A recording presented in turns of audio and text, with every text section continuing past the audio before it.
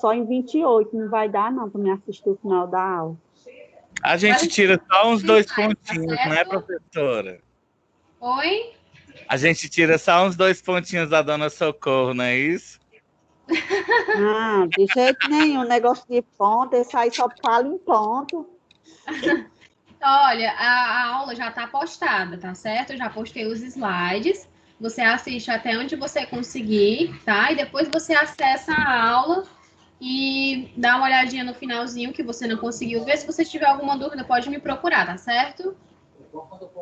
Ok. Pronto, gente, vamos lá, vamos seguindo. Tá todo mundo vendo a tela compartilhada? Tirar 8, né? Todo mundo tá conseguindo ver?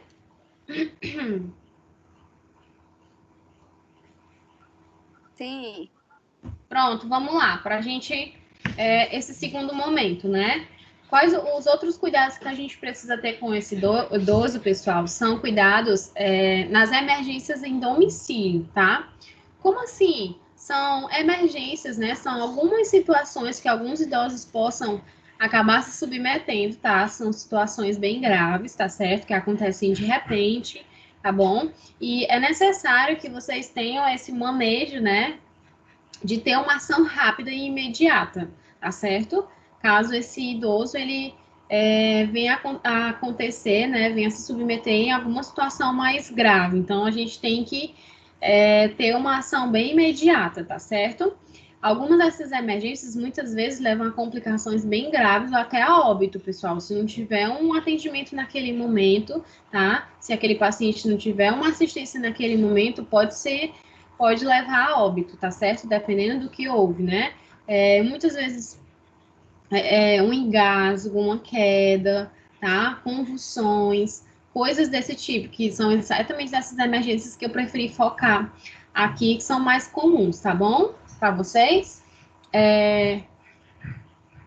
Alguns idosos, eles podem, como eu já falei para vocês, né, apresentar mais de uma doença crônica, tá, pessoal? Geralmente, a diabetes, ela tá andando de mãos dadas com a hipertensão arterial, tá certo? Alguns pacientes, eles apresentam esses dois quadros. Aí, existem pacientes que são, tem algumas sequelas, né, de derrame, tá? Pacientes com mal de Parkinson, pacientes que têm Alzheimer, tá certo? Que tem o seu estado geral que pode ser alterado muito rápido, tá? Pode ter uma alteração ali no seu quadro clínico muito rápido. Como, por exemplo, a gente acabou de ver no diabetes, né? Um paciente que apresenta hipoglicemia, ou vamos focar aqui vamos falar da hipo, né? A hiper. Pronto, o paciente diabético, ele tem uma hipoglicemia, pessoal, né? Ele tá apresentando sintomas como tontura, vertigens, tá? Vários outros sintomas.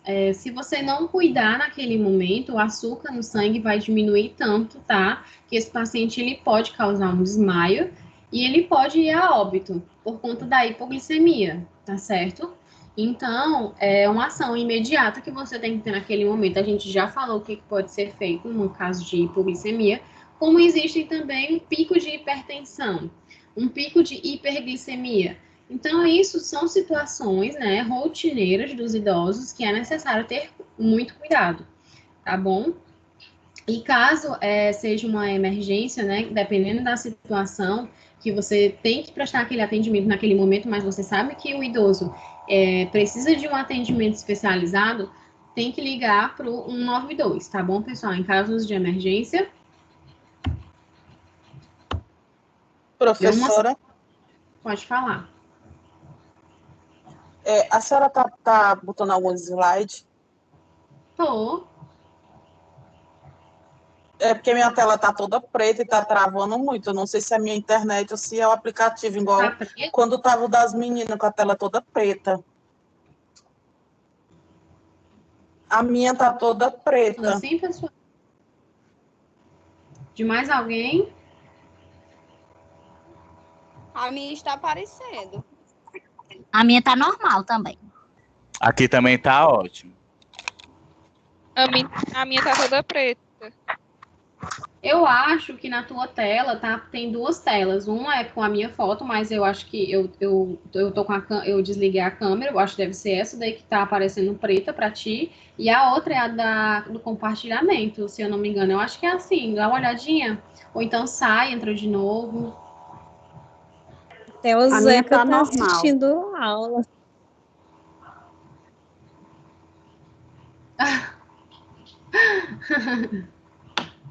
Pronto, tenta aí sair, entra de novo, tá certo? Vamos lá, vamos continuar, né? Pronto, Tá, pessoal, uma situação muito comum, tá?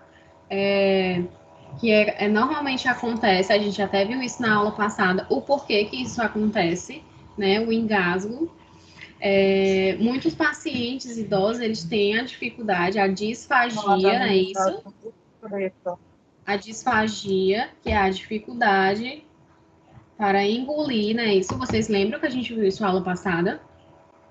E alguns idosos, eles têm essa dificuldade, é um problema fisiológico, né, do organismo da pessoa idosa. Então, essa dificuldade, né, em engolir, em digerir alguns alimentos, né, sólidos ou líquidos, eles podem ir para outros locais que não deveriam, no caso, como as vias aéreas, né? Pulmão é um deles.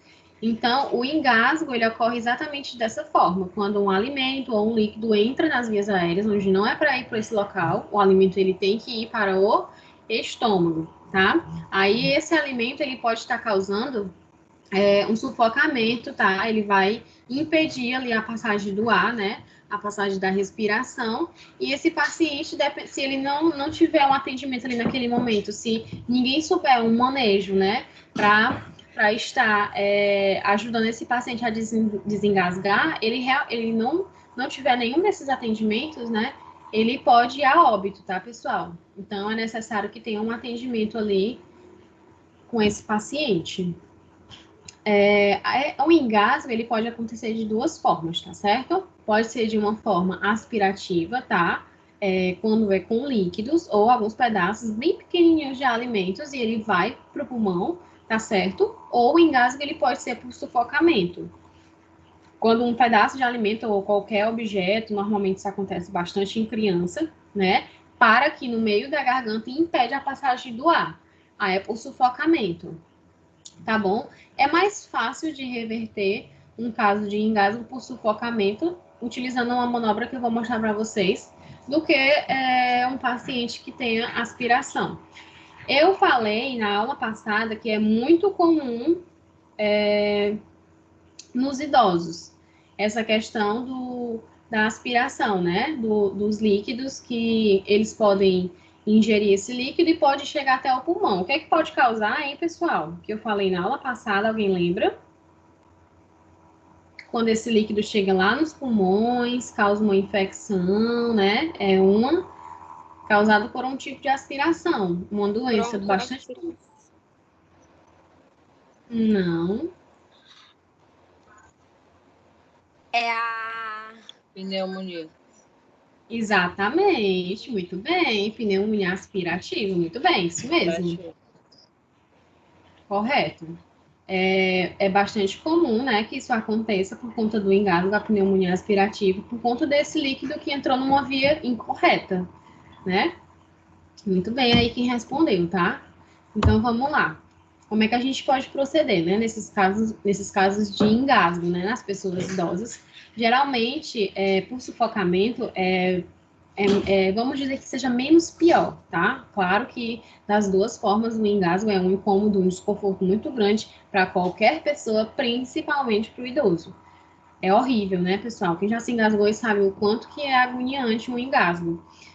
No caso, é ideal que a gente estimule essa pessoa que está sendo engasgada, no caso do idoso, a vomitar, né?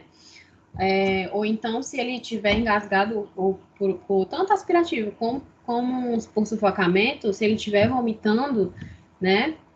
É ideal que a gente ajude ele, se ele estiver deitado, ou então, se ele estiver em pé, sempre, se ele estiver em pé, ajudar, baixa a cabeça, tá certo? Nunca levanta a cabeça, sempre baixa a cabeça. Se ele estiver deitado, estiver vomitando, se é um paciente acamado, se engasgou na hora da alimentação, ou se engasgou tomando água, tá deitado, tá acamado, sempre manter a cabecinha lateralizada, a cabecinha de lado, tá certo? Sempre colocar a cabeça de lado para nunca esse paciente só se engasgou.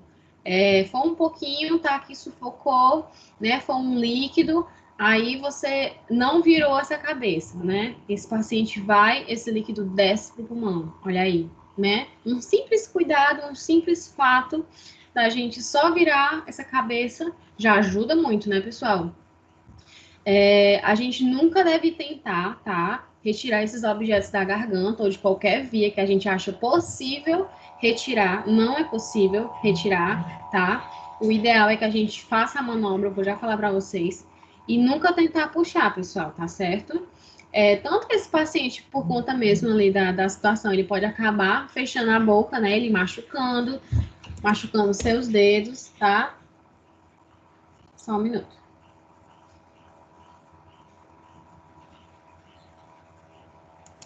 Pronto. Nunca tentar, então, retirar qualquer objeto que esteja na boca ou na garganta desse paciente, tá certo? E sempre estimular o paciente a tossir com força, para tentar retirar esse objeto que está impedindo ali a passagem desse ar, né? Que está ali fechando. O que a gente pode fazer, é o recurso mais eficiente mesmo, tá? Quando não há asfixia, ou seja, quando não há o sufocamento. Então, foi um líquido ali que entrou no local errado, pede para ele tossir com força para tentar retirar, para não descer nos pulmões, tá bom? Ó. Caso ele esteja tossindo, tá? Ele vai estar fazendo alguns sons, tá, pessoal? É normal que ele faça esses sons, tá? Não precisa ficar... não tem um alarme naquele momento, a gente não deve interferir, tá certo? É um processo normal do nosso organismo, que ele tussa, né? O paciente fique mais avermelhado, um pouco mais agoniado, né? É uma defesa do nosso organismo. Então, a gente não deve interferir na hora que ele estiver tossindo. Pelo contrário, a gente tem que estimular a tosse com força, que ele faça com mais força para tentar mesmo colocar esse objeto ou esse alimento líquido, né, tanto faz, para fora, retirar das vias aéreas, tá certo? Para tentar liberar mesmo essa passagem do ar, ok? Se ele não estiver conseguindo tossir, né, ou falar, ou não estiver emitindo nenhum som, aí já é um sinal, né, que a gente tem que ficar em alerta, porque se ele não estiver conseguindo tossir, é um sinal que esse objeto está impedindo a passagem do ar, né, ou seja, está causando um sufocamento, então a gente já tem que ficar em alerta. Caso isso aconteça, né, é uma asfixia.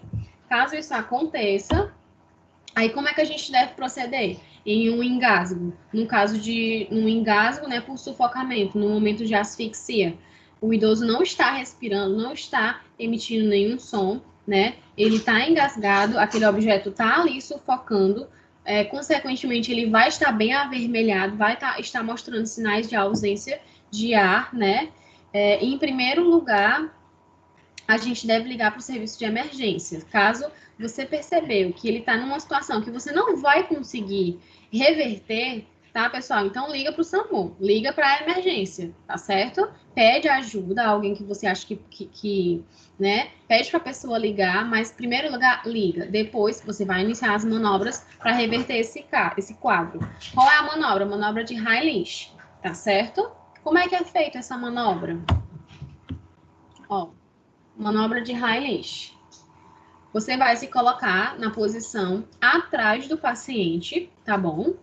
Você vai colocar a sua mão direita, ou a mão que você tem mais mobilidade, né? Mais força.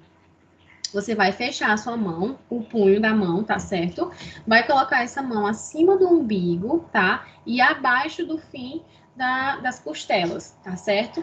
Aí você vai empurrar essa mão para dentro e vai apoiar a sua outra mão em cima dela. Você vai estar colocando força para dentro e para cima, para dentro e para cima, empurrando o estômago para cima, tá certo? Você vai fazer essa força, esse movimento e vai pedir para a pessoa tossir, né? Assim ela vai estar estimulando que esse objeto saia dessas vias aéreas. Tá certo? Essa é a manobra de Heimlich. Ela pode ser feita tanto com o paciente em pé, como ela pode ser feita no paciente deitado, tá certo? Como é que é feito no paciente deitado? Você vai subir nesse paciente, você vai ficar em cima mesmo, tá certo? Vai apoiar a sua mão, né? Sua mão que você tem mais força, na mesma região, em cima do umbigo e abaixo das costelas, tá? Do fim das costelas, da grade intercostal. E você vai empurrar para dentro do estômago e para cima, para dentro do estômago e para cima, assim, para tentar estimular. Aqui, o paciente, essa foto, né, bem ilustrativa, ele está inconsciente. Mas, normalmente, nos casos de engasgo, eles estão conscientes, tá? Aí, vocês vão estar fazendo isso até a ajuda chegar, até o SAMU chegar, tá?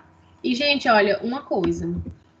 Nunca, pessoal, nunca ofereça água para quem está se engasgando, tá certo? Por que eu tô dizendo isso? Porque é muito comum, pessoal, alguém que acabou de se engasgar e alguém chegar lá e falar, quer água? Tome água para passar. Gente, não. A pessoa acabou de se engasgar e você vai oferecer água para ela se engasgar novamente, ainda mais com água, líquido, vai direto pro pulmão da pessoa, né? Me diz aí quem é que não já passou por uma situação dessa, que se engasgou, aí o pai ou a mãe, né, chegou lá e toma água para passar. Gente, é comum, isso acontece. Eu me engasguei, eu já me engasguei com uma espinha de peixe, né? E ela ficou assim transversada. Eu fiquei com muita falta de ar e batia na mesa e meu esposo sem entender nada. Eu pulei em cima da fruteira, peguei uma banana e botei para dentro. Rapaz, mas foi rápido demais que desceu. Mas ele não conseguia acontece entender. muito isso, né? De come uma banana, bota farinha. Não, gente, nenhum alimento a mais do que tá ali, né? Do que tá naquele processo ali de sufocamento, de engasgamento, nenhum alimento a mais que esse vai ajudar, assim, né? Em alguns casos pode ser que dê certo, mas em outros, pessoal, realmente em casos de sufocamento, não ofereça, tá certo? E na situação de idosos, né? Como é que a gente pode prevenir um engasgo nos pacientes idosos? Na alimentação mesmo já ajuda muito, cuidados na alimentação, como cortar esses alimentos em pedaços pequenos, tá certo? Orientar que o idoso mastigue bem, tá? E não engula os alimentos inteiros ou rápido demais, tá certo? Que ele mastigue bem esses alimentos antes de engolir, tá certo? Principalmente para aqueles pacientes que fazem uso das próteses, né? Ter cuidado com as próteses para não comprometer essa questão da mastigação, tá? São muitos cuidados, né? Que vocês vão vendo que uma coisa gera outra, né? Uma coisa gera outra. Então, são vários cuidados, tá certo? Evitar alimentos muito secos, pessoal, como farofa, farinha, né? Muitos idosos adoram. Meu pai, então, ele ama, tá? Mas evitar bastante, porque é um alimento muito seco e muito fácil de se engasgar, principalmente os idosos que eles têm essa salivação diminuída, a gente viu isso na aula passada, que eles têm essa salivação diminuída por conta das glândulas salivárias, né, que elas ficam mais ressecadas, então olha aí, tem que ter bastante cuidado, tá certo? Caso ele esteja ali na hora da alimentação, evitar que ele fale, tá? É mais um risco, o risco dele se engasgar ou rir durante as refeições, tá certo? Então, essas são as medidas que a gente toma. Tem que ter cuidado na hora do paciente estar se alimentando, né? Para ele não se engasgar. Medidas de prevenção para ele não se engasgar, tá bom? Ó, e outra situação, pessoal, comum, tá? São os vômitos, né? Em pacientes, nos idosos. Os vômitos, tá? E sempre assim, normalmente o vômito ele tá relacionado a alguma doença, tá certo? Normalmente o vômito ele é uma reação do organismo, normalmente é por conta de uma medicação que o paciente tomou ou por conta de um alimento, tá? Um alimento não fez bem ou não reagiu bem no organismo. Então, é uma reação do organismo, o vômito. Por isso, ele está relacionado a uma doença, tá certo? Muito cuidado, porque vômitos com muita frequência causam desidratação, tá bom? E o idoso, ele já tem essa tendência à desidratação. Então, mais um motivo para ele desidratar não é interessante, tá certo? Então, para a gente evitar essa desidratação, caso, né, venha acontecer vários episódios seguidos de vômito e ele apresente essa desidratação, a gente pode estar repondo com o soro fisiológico, né? Com os eletrólitos, né? Que são os componentes que tem o soro fisiológico. Pode ser aquele sorinho caseiro em pó, né? De pacotinho que faz em casa, tá? Líquido mesmo, que vai repor todos esses sais minerais perdidos pelo paciente, né? Tá? No vômito. Então, caso ele apresente essa desidratação, pode repor com um sorinho, um soro caseiro, tá bom? Caso o idoso apresente esse vômito, eu até falei já, né? Se ele tiver. A água de coco também ela é muito bom, muito rica em eletrólitos. Também é uma opção excelente, tá certo? Como eu falei, né? Do vômito, caso o paciente ele esteja em pé, pedir para ele sempre baixar a cabeça, tá? E caso ele seja um paciente acamado, pedir para que ele vire de lado, tá certo? Evitar sempre que esse vômito seja aspirado e chegue até os pulmões. Paciente acamado, vomitou, pessoal, lateraliza a cabeça. Nunca esqueçam disso, tá certo? Outro, bem comum é acontecer isso, né? Que uma situação comum é os desmaios. Normalmente o desmaio acontece também associado a uma doença, associado a uma reação a alguma medicação, né? O desmaio, pessoal, é uma perda temporária ali da consciência. Naquele momento, aquele paciente ele perdeu a consciência, né? Naquele momento, e por isso uma parte do cérebro dele teve uma ausência. Então, é por isso que ele aconteceu o desmaio, tá bom? É muito importante que quem esteja ali prestando serviço, prestando atendimento a essa pessoa que desmaiou, né? Aqui no caso para o idoso, identifique o que foi que causou o desmaio, tá? É importante. Foi por uma medicação que ele tomou, foi por conta da doença, né? Que ele tem ali, uma doença naquele momento, né? Foi uma hiperglicemia, foi uma hipoglicemia, muito comum que isso aconteça, viu? Então é importante que a gente identifique o que foi que causou o desmaio, tá bom? Quando a pessoa estiver inconsciente, ali desmaiada, nunca, pessoal, também nunca ofereça líquido. Além do engasgo, né, o desmaio também. Nunca oferecer líquidos ou qualquer tipo de alimento para ela retornar, não. Tá bom? O mais comum mesmo é a gente colocar uma solução com um cheiro muito forte, né, que no caso o álcool, né? Pode embebedar um gás num álcool, botar ali para aquela pessoa sentir o cheiro e retornar. Ou então por medicações mesmo, mas sempre prescrição médica, tá? Então, se o paciente estiver inconsciente, nunca ofereça nada, administre nada que você não... E é importante, no caso desses idosos, né? Se ele desmaiou e se ele está apresentando algum ferimento, né? Vai que ele bateu, no caso, a cabeça.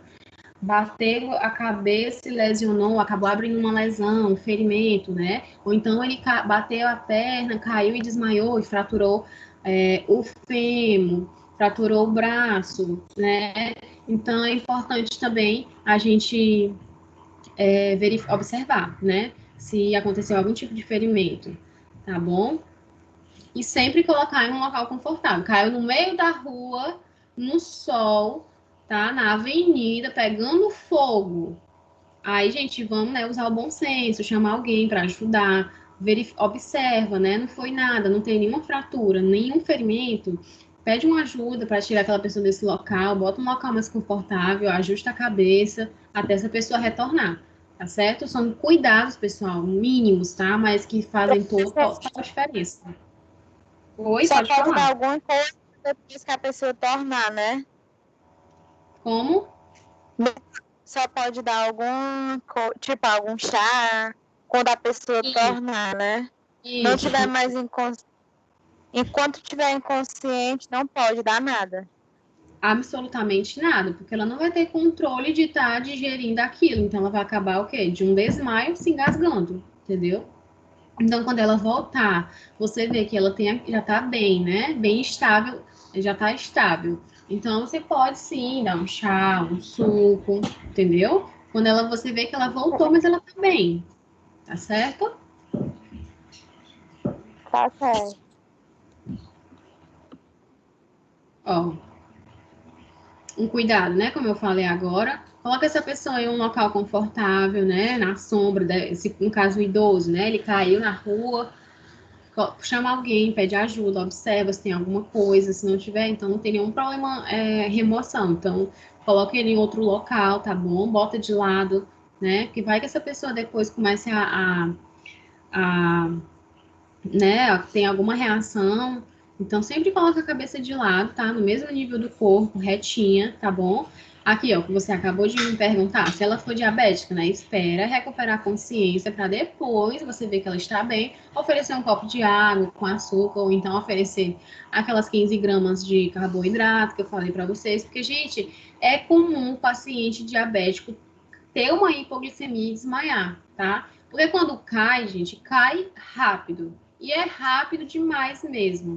Então, espera ele retornar. Não vai dar, tá? Se você cuida, né? Você é cuidador, né? Já trabalha aí na área de cuidador, então você tá em um local, né? E você sabe que o paciente é diabético e naquele momento ele desmaiou. Pega o glicosímetro bem rápido, verifica essa glicemia, viu que o paciente tá com hipoglicemia, procura alguma coisa assim que possa oferecer para ele voltar, né? Que ele consegue digerir ali naquele momento, se ele tiver consciente. Se ele não tiver, espera ele retornar e você faz o uso daquelas 15 gramas. É por isso que os pacientes diabéticos, geralmente mesmo, eles já andam com aqueles melzinho. Que o melzinho você pode administrar, né, ali, nessa região aqui da língua, da bochecha, da gengiva, e vai estar absorvendo o doce do organismo. Então, ele vai retornando aos pouquinhos, tá certo?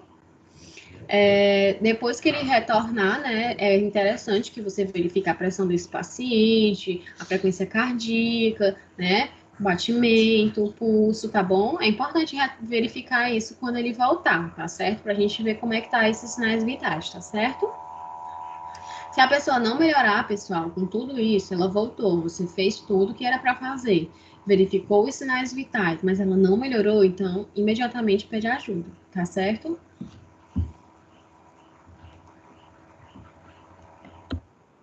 Ó, bem comum também, ó, a queda, tá? Isso acontece muito, pessoal, com os idosos, por conta, a gente até já falou, por conta da questão mesmo do equilíbrio, ele tem esse equilíbrio, esse comprometimento, mas essa questão do sistema nervoso mais comprometido, tá certo? E a queda, ela tem um índice muito grande, uma incidência, né, bem grande com as pessoas, de acontecer com as pessoas idosas, e tá muito ligado, né, aos índices de mortalidade, porque às vezes é por uma queda que o idoso, ele acaba passando o resto da vida dele acamado, tá? Por conta de uma queda que ele acaba tendo que se submeter ou não a uma cirurgia, acaba não resistindo, tá certo? Então, a queda, ela é muito ligada ao índice de mortalidade dos idosos. Reduz mesmo a capacidade dele, né, a capacidade funcional, por conta disso. Por conta de uma queda, ele passa o resto da vida dele deitado na cama, acamado, né? Vira um paciente acamado. Então, é importante que a gente tome todos os cuidados que eu vou dizer aqui para vocês, para evitar que esse idoso caia, que ele tenha queda, né? A maioria das quedas ocorre na própria casa do idoso, tá? Por incrível que pareça. É lá que ele passa mais tempo, então é comum que ele caia, né?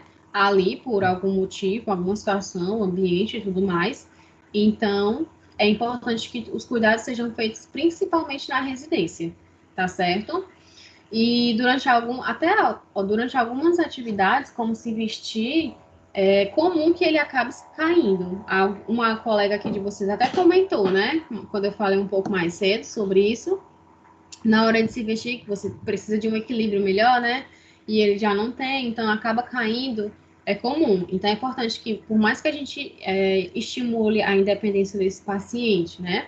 Ele a se vestir sozinho, a gente fica ali ajudando, olhando, observando, tá bom? Nunca deixar só, tá certo? Porque pode correr esse risco também, dependendo muito do idoso, tá certo? Depende de inúmeras circunstâncias, tá bom?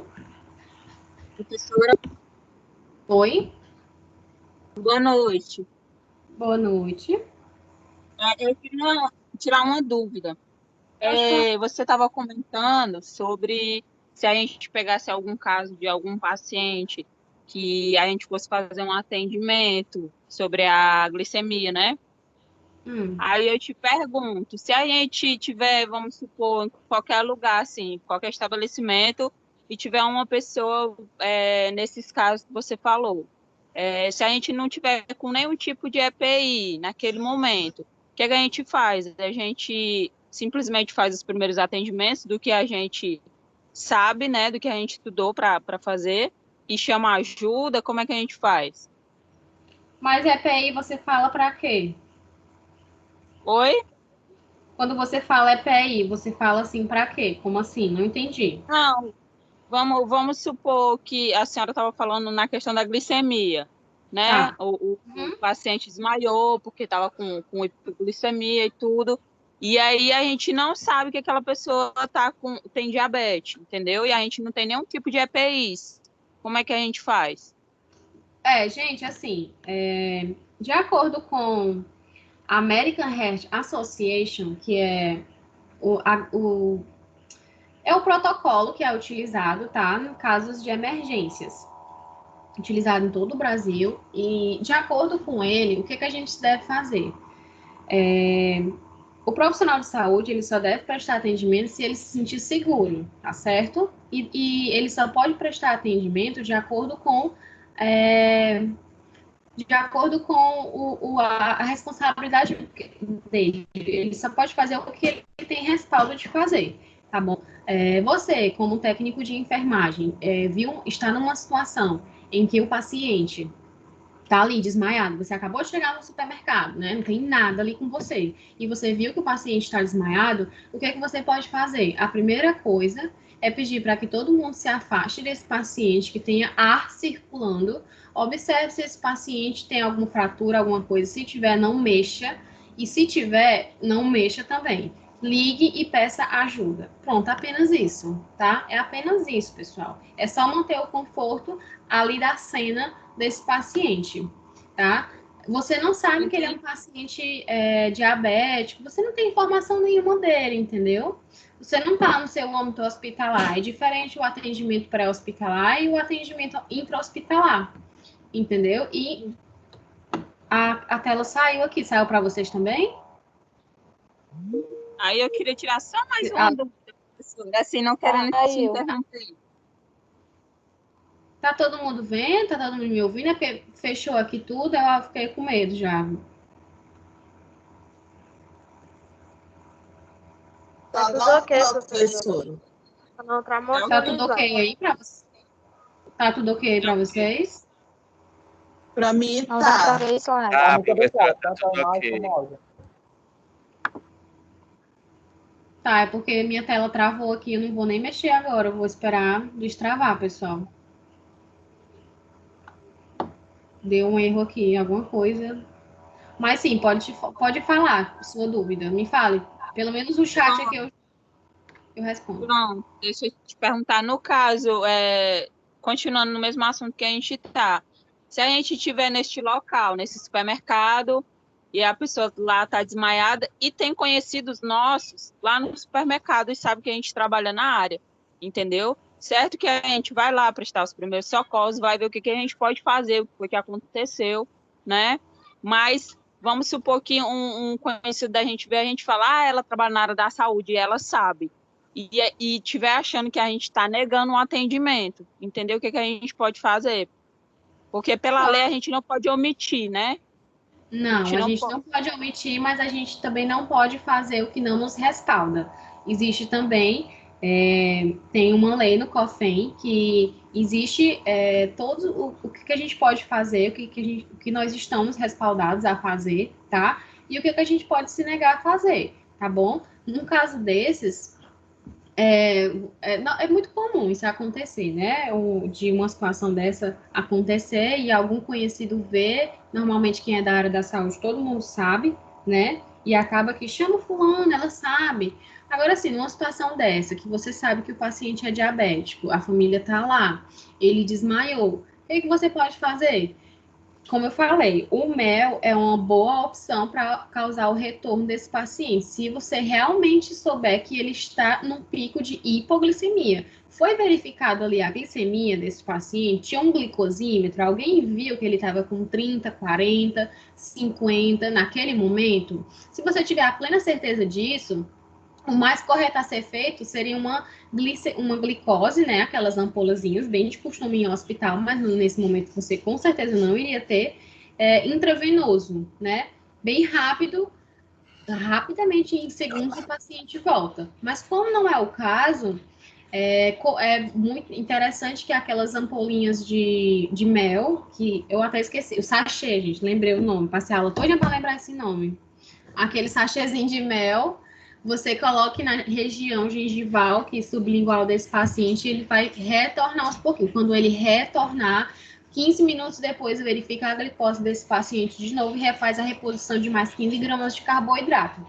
Aqueles 150 ml de líquido, no caso, suco de laranja ou refrigerante, que é mais rápido ali, né? Sempre tem, para esse paciente retornar. Depois que ele retornar, verifica os sinais vitais dele ali, pressão, verifica a glicemia de novo, vê se ele tá ok. Se ele não tiver, já encaminha imediatamente esse paciente para uma ajuda, né? Uma unidade de saúde, tá bom? Deu para tirar a tua dúvida? Tu conseguiu entender um pouquinho? Entender alguma coisa?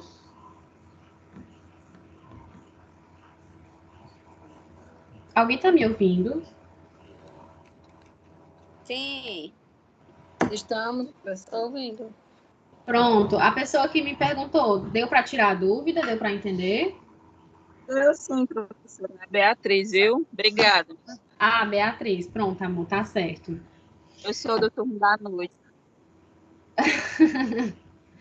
Gente, deixa eu só tentar colocar aqui, porque travou mesmo, viu minha tela? Ô, Jesus. Tá todo mundo vendo o slide? Sim. Pronto. Agora eu tô vendo. Sim. Graças a Deus. Gente, eu fiquei traumatizada hoje de manhã. Mas vai dar tudo certo. Espero que hoje não seja como as outras aulas, né? Porque chega já no finzinho, fica fechando o áudio, né? O fone aí. De todo mundo. Não sei o que é isso. A gente parou em queda, não foi isso?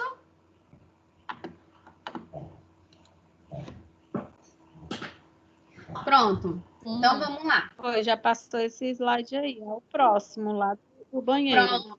Que tem Esse aqui. as barraquinhas no banheiro. É isso, essa daí. Pronto, ótimo. E o que é que a gente pode fazer, pessoal, para evitar que esse paciente caia, né? Normalmente as adaptações, ela é ali no próprio ambiente que o idoso mais costuma viver mesmo, na sua residência, tá certo? Para evitar as quedas, tá bom? E também para ajudar muito quem está ali cuidando dele. Facilita muito, gente, cuidado com o idoso quando você tem locais mais adaptados para ele, tá certo? Essas adaptações, elas não é nada extraordinário de outro mundo, não. São coisas simples, tá? Pode ser feito pela família, tá bom? E ajuda muito também o idoso ser mais independente, tá? Alguns cuidados, como objetos, né, móveis, para não ter muitas coisas amontoadas, para não atrapalhar a circulação ali desse idoso e nem provocar algum acidente, é algo muito importante também que pode ser feito, tá certo? Adaptações, como tem aí na foto, ó, em cadeiras, aquelas cadeiras de banho, aquelas cadeiras utilizadas no banheiro, adaptações na cama, tá certo? Algumas poltronas, nos vasos sanitários, são as mais comuns, já tem outras fotos aqui. Ó, essas fotos dá para ver assim também. Normalmente são aquelas, sempre, no caso de vasos sanitários, um pouco mais alto, não é? Dos lados do vaso, sempre aqueles apoiadores. Tudo isso, pessoal, todas essas informações tá no protocolo de segurança do paciente, tá? O link desse protocolo tá lá na apostila de vocês, tá bom? O linkzinho que vocês copia e bota no Google, já baixa o protocolo, tá certo? De segurança do paciente. No caso do banho de chuveiro, né? Se torna mais seguro também, muitas vezes, dependendo assim, muito do idoso, né? Se torna mais seguro que ele realize o banho sentado, naquela cadeira de apoio, tá? E com aqueles apoios laterais.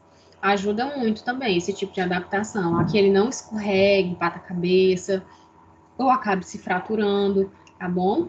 É muito interessante que tem essas adaptações, principalmente no banheiro. No banheiro é onde corre mais riscos de quedas e em escadas também, tá certo? Piso escorregadio também. É interessante que tenha aqueles tapetezinhos antiderrapantes, tá certo? Para evitar que eles escorreguem, tá? E caso a casa tenha escadas, né? É importante que tenha aquele corrimão, aqueles apoiador lateral dos dois lados, tá bom? Ou então uma faixa, um piso antiderrapante que seja bem iluminado para ele não cair, pessoal. Todos esses cuidados com o intuito de o paciente evitar quedas, tá certo? Ó, outro tipo de situação, né? Bem comum, no caso assim, comum depende muito desse paciente em termos de doença, né? No caso, as convulsões. Pessoal, as convulsões ou crise epilética, tá certo? Algumas pessoas têm algumas dúvidas sobre isso, mas é a mesma coisa, tá certo? É uma alteração bem repentina do cérebro, do nível de consciência, tá? Do padrão ali comum do cérebro que essa pessoa tem, ou da sensibilidade, ou os dois, ou tudo, tá certo? É uma alteração ali no cérebro, tá? Bem de repente que acontece nesse paciente que ele acaba tendo essa crise epilética. Normalmente é causado exatamente como eu falei, uma carga excessiva ali numa região do cérebro, qualquer região do cérebro, tá? De um grupo de neurônios. Um grupo de neurônios ali estão brigando, né? Teve uma carga excessiva, uma pressão excessiva, tá? Em qualquer local ali daquele cérebro, aí causa a convulsão, tá bom? E pode surgir, né, espontaneamente, como eu falei, ou pode ser desencadeado, tá bom, pessoal? Pode ser muito comum, muito mesmo, tá? Por febre alta. Febre muito alta, 40 graus de febre, tá? Depende muito, assim, do sistema imunológico dessa pessoa, do organismo dessa pessoa. Ela desencadeia uma convulsão com febre alta, tá certo? Distúrbio eletrolítico, desidratação. Gente, atenção, muito cuidado em paciente que esteja desidratando, tá certo? A desidratação, ela causa, sim, uma convulsão, tá certo? O paciente está ali, ó, diminuindo, né, os eletrólitos dele, tudo que ele está perdendo, então ele vai causar uma convulsão. Então, interessante, como eu falei já aqui na aula mesmo, aquele cuidado, que você vê que o paciente está com diarreia, está vomitando muito, está desidratando, então cuidado, né? Vamos repondo esse líquido, né? Bastante líquido, soro que tem todos os eletrólitos que ele tá perdendo, então vamos repor, tá? Muito cuidado também com essa febre alta, tá bom? Mais comum, né? Febre alta e essa desidratação que é mais comum para causar essa convulsão. Pacientes com lesões neurológicas, né? Por exemplo, paciente que ele é sequelado de AVC, tá? Um paciente, ele teve um AVC, mas ele já ficou, mas ele resistiu, né? O paciente viveu, porém, ele ficou sequelado, né? Como assim sequelado? Ele ficou já com uma lesão cerebral, pessoal. Uma lesão ali no cérebro, irreversível, né? São aqueles pacientes que já ficam com um lado paralisado mesmo, ou uma visão paralisada, um lado facial paralisado, um braço. Então, por conta de essa paralisação de algum membro ou algum órgão que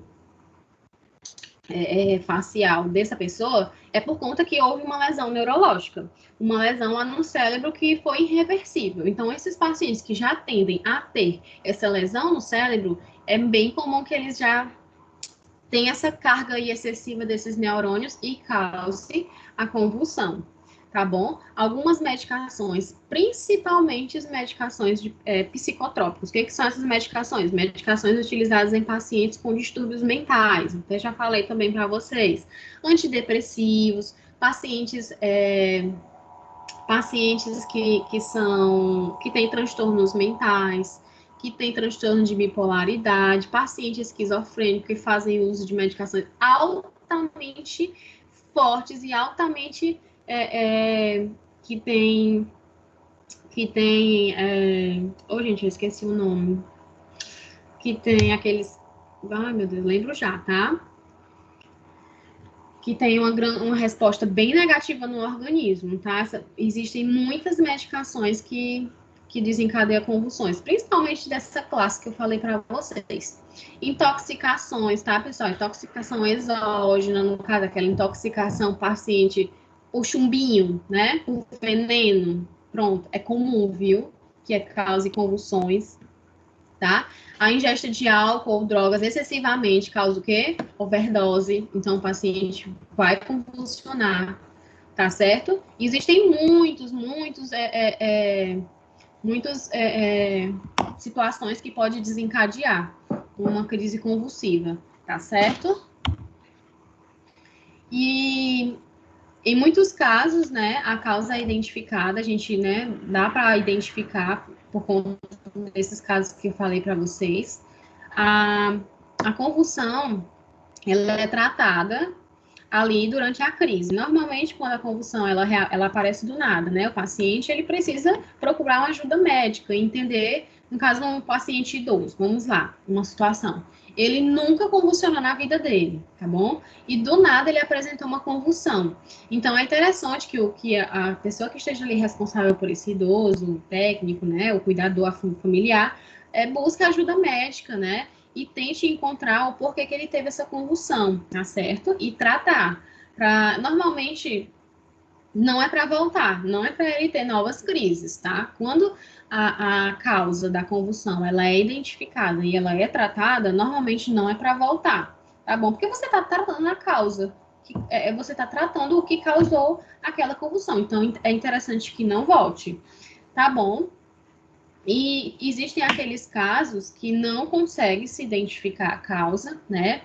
Mas ainda assim, esses pacientes, né, de acordo com que o médico, a prescrição médica ele passa, né? E continua fazendo um tratamento. Normalmente, paciente que convulsionou, pessoal, faz, né? Uso de algumas medicações. E mesmo assim, ainda não costuma voltar, tá? Não costuma ter as crises, tá certo?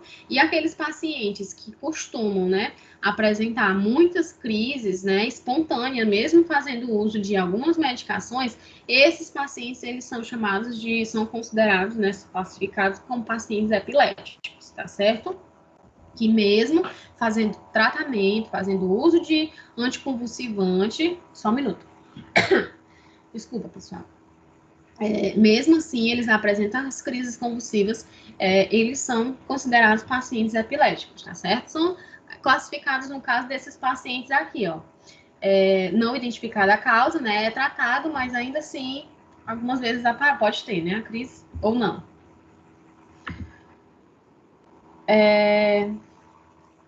E o que fazer, né, pessoal? Numa crise convulsiva? Quem aqui já teve, já presenciou? Quem aqui já... É bem assim agoniante, né? Porque não se faz nada, né? Não se pode fazer muita coisa. Na verdade, nada não. Não se pode fazer muita coisa. O que é que a gente pode fazer, pessoal, numa crise convulsiva? É exatamente o que tem nessa foto.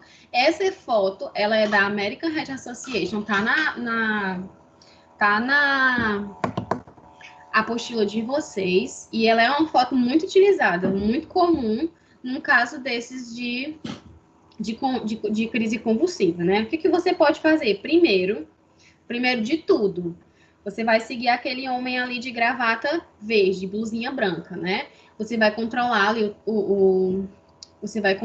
na verdade, desculpa, você vai primeiro fazer o que essa mulher tá fazendo, tá bom? Você vai proteger primeiro a cabeça, tá? Vai remover o que tem de remover de objeto que esteja perto desse paciente, ou óculos, ou algo que possa machucá-lo, tá? Vai remover primeiro e vai lateralizar ele, tá bom? Afrouxar as roupas dele e vai colocar a cabeça dele de lado, tá certo? Normalmente, quem tem crise convulsiva, vocês sabem que tem essa secreção saindo da boca, tá bom? mais espumosa. Então, lateraliza para ele não broncoaspirar, lateraliza essa cabeça de lado, tá? E remove todos os tipos de objeto que ele possa se machucar. Afrouxa as roupas dele, tá? Vira de ladinho e liga imediatamente, pessoal, pro SAMU, para emergência. E conta o tempo da duração que essa crise convulsiva tá tendo. Normalmente, ela não ultrapassa muito 5 minutos, não. Normalmente, não ultrapassa. É bem rápido, mas, assim, parece que é uma eternidade, porque é bem... assim, é muito triste você não poder fazer muita coisa, tá bom? Nunca coloque a mão na boca do paciente que esteja convulsionando. Por favor, não faça isso nunca. Por quê? Porque você vai correr o risco de perder seus dedos. Com certeza você vai correr o risco de perder os dedos, tá? Porque esse paciente, ele tá ali numa situação que ele não tá tendo controle muscular. Então, ele pode fechar a boca com muita força, mais força do que o comum dele em sã consciência, e ele pode acabar lhe machucando, tá? Então, nunca colocar os dedos ou tentar puxar a língua, algo do tipo, no paciente que esteja na crise convulsiva, tá certo? Nunca oferecer água, nada do tipo, pessoal. O que você vai fazer é exatamente isso, lateralizar o paciente, proteger a cabeça, remover os objetos e contar o tempo e pedir ajuda, tá bom? É isso que vocês devem fazer numa crise convulsiva, tá? Ó, pessoal, essas foram as referências que eu utilizei. Nossa aula chegou por fim, né? Chegou ao fim. E eu utilizei tanto a que eu já postei para vocês. Na verdade, eu acho que eu já postei as duas, né? Com certeza, eu sei que a do cuidador de idosos eu já postei. Agora, essa daqui eu não tenho muita certeza. Mas eu vou confirmar e qualquer coisa eu já posto, tá? Mas eu utilizei como base essas apostilas. Tem tudo lá na apostila de vocês. Tá bom? Eu coloquei essa frasezinha aí para vocês guardarem de... Que bom, parabéns. Eu já coloquei essa frasezinha, né? Estabelecer metas é o primeiro passo para transformar o invisível no visível, né? Temos que ser determinados, tá, pessoal? Deixa eu dar uma olhadinha no chat aqui nas dúvidas. Alguém ficou com alguma dúvida? Todo mundo gostou da aula de hoje? Alguém ficou com alguma dúvida? Deu para mim assistir a aula toda, graças a Deus. Que bom. Ai, conseguiu, né? O celular não descarregou, não. Já estava no ponto de tirar os pontos, viu, dona Socorro? É que eu coloquei um carregador que tinha aqui, aí subiu 2 pontinhos, deu para assistir a aula. Pessoal, alguém ficou com alguma dúvida? Foi muito rápido? Deu para entender tudo? Podem me perguntar. Deixa eu ver aqui se eu responder algumas coisas, né? É hora de falar agora.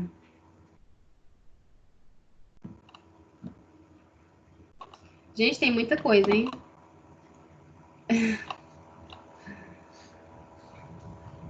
O pessoal fica com medo da cara do Zé cair mesmo. A Rebeca perguntou assim, no desmaio, é correto elevar as pernas para que o sangue volte para a cabeça? Não, gente, isso não é protocolo não, tá?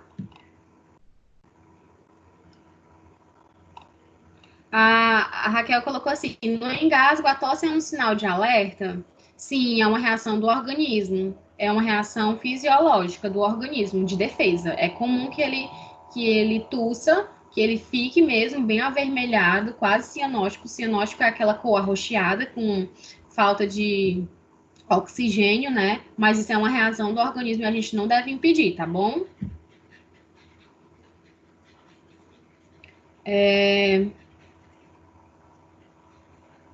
Deixa eu ver mais algumas dúvidas, tá?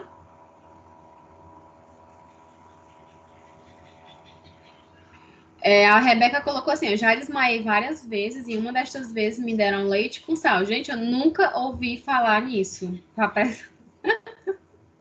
Nunca, isso não tem cientificamente não, tá certo? Isso são culturas, né? Tem pessoas que acreditam nessas medidas.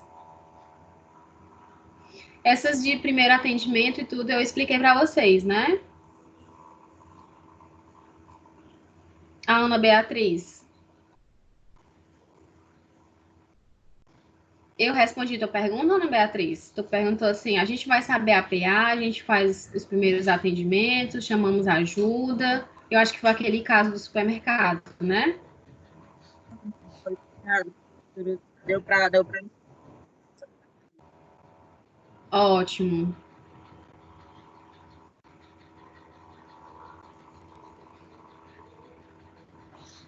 Pronto, pessoal. Alguém mais tem alguma dúvida para me responder? Ah, ó, a Jaqueline perguntou algo bem interessante, ó. Professora, no caso de um idoso, né, ou de diabético, tem um desmaio com hiperglicemia, o que fazer?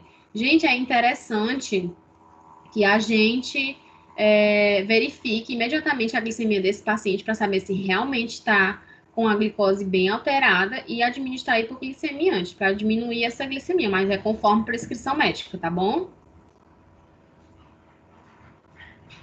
Se a pessoa usa insulina, com certeza administrar a insulina dela conforme a prescrição.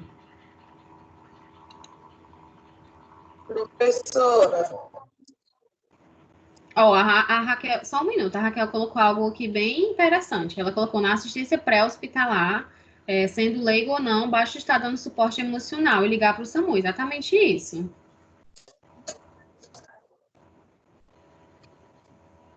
Pode falar. é assim, porque eu fiz uma pergunta e é assim, porque no caso é uma pessoa que ela usa insulina, é diabética e tudo assim. No caso, se eu me deparo com essa pessoa e a pessoa tá desmaiada e tal, e aí eu vou medir lá a glicose dela, né, coisa, eu esqueci o nome. E da alta. Nesse caso, eu sei que no caso da hipoglicemia, a gente oferta assim, um doce, alguma coisa. No caso da hipo, nesse caso, fora a medicação, tem alguma coisa que a gente possa oferecer para poder estar diminuindo?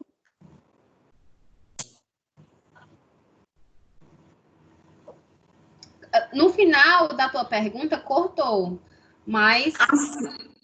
Porque, assim, ó, para ela, para a glicose altear, a gente sempre oferece um doce, alguma coisa. E para diminuir, no caso ela estando alta, a pessoa não tem ali a insulina, a pessoa está desmaiada, no caso da medicação e tudo. Tem alguma coisa que a pessoa possa estar oferecendo para que ela diminua?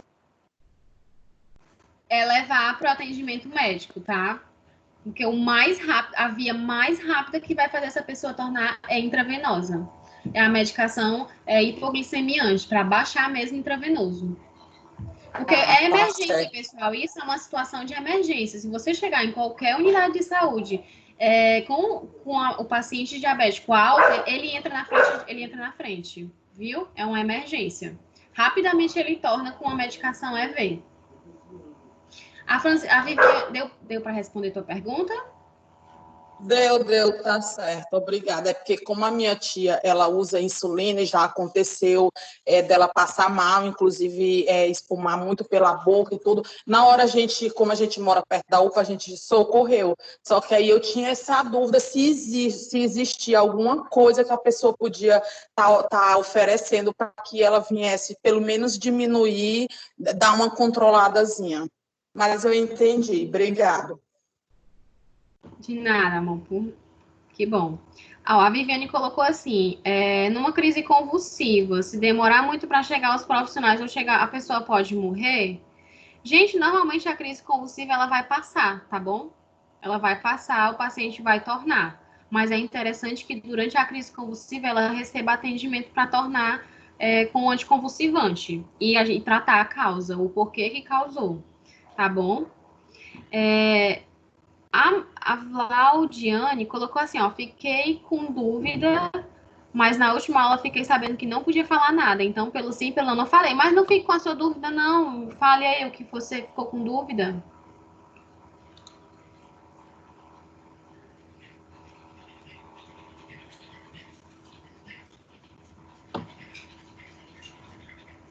Vlaudiane, você vai falar a sua dúvida?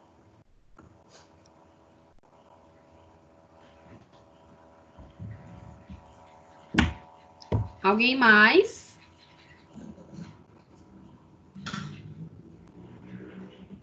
Ela saiu? Então pronto. Bom, pessoal, nossa aula chegou ao fim, tá? Eu espero que vocês tenham gostado, tenham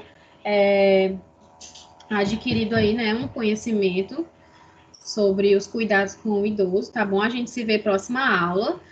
Sobre a atividade 3, tá? A atividade já tá lá na atribuições em tarefas. Quando vocês abrirem a atividade, vai ter lá a opção anexar o arquivo.